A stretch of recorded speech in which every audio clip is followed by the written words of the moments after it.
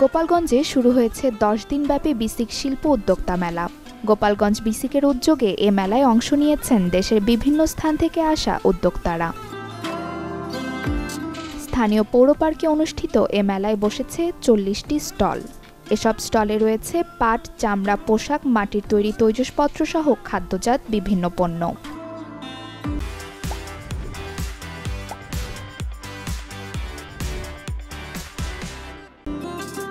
উদ্যোক্তাদের উৎপাদিত পণ্যের দাম সাধ্যের মধ্যে থাকায় লাভের মুখ দেখছেন উদ্যোক্তারা। আগামী দিনে বেচাকেনা আরও বাড়বে বলে আশা তাদের।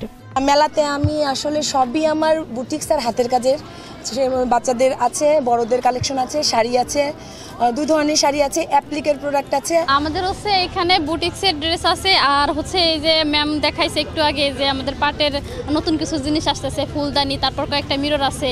তো আমরা মোটামুটি ভালোই সারা পাচ্ছি। এখানে আমাদের সব হাতের কাজের, আমরা প্রথমে বিসিকে এটা শেখাচ্ছিলাম মেয়েদের। আমাদের মেয়েরাই এগুলো তৈরি করে। এটা গোপালগঞ্জের স্থানীয় মেয়েরা করছে, যেহেতু সেজন্য একটু দাম কম, বাইরে থেকে আনা হচ্ছে না।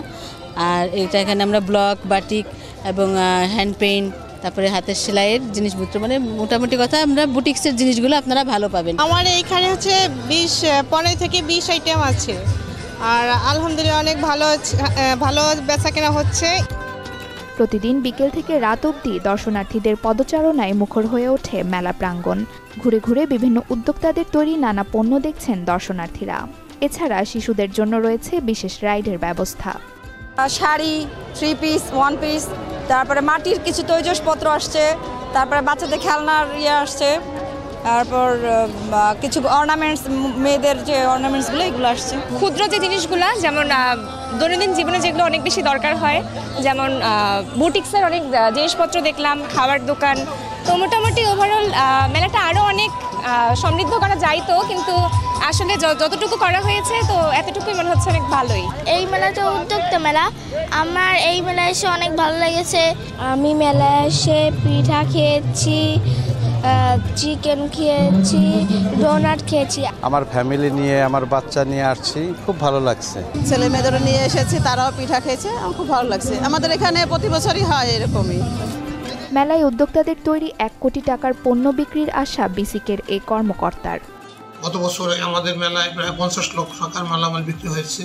আমরা আশা করতেছি এবছর প্রায় 1 কোটি টাকার পণ্য স্থানীয় উদ্যোক্তারা বিক্রয় করতে পারবে। এই মেলার উদ্দেশ্য হচ্ছে স্থানীয় অতি দরিদ্র ক্ষুদ্র উদ্যোক্তাদের পণ্য বিপণনে সহায়তা করা।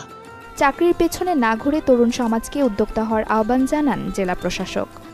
আমরা আশা করছি এই উদ্যোক্তা মেলা সফল হবে। গোপালগঞ্জে চাই তরুণ উদ্যোক্তা সহ তারুণ্যের উৎসবের মাধ্যমে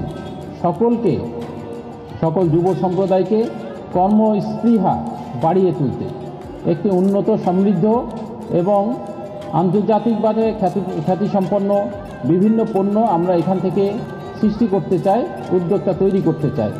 মেলায় প্রতিদিন সন্ধ্যায় থাকছে সাংস্কৃতিক অনুষ্ঠান। এ মেলা চলবে 18 জানুয়ারি পর্যন্ত। রেড ক্রিসেন্টের উদ্যোগে এ মেলায় রয়েছে রক্তদান কেন্দ্র। Desk report, channel 24।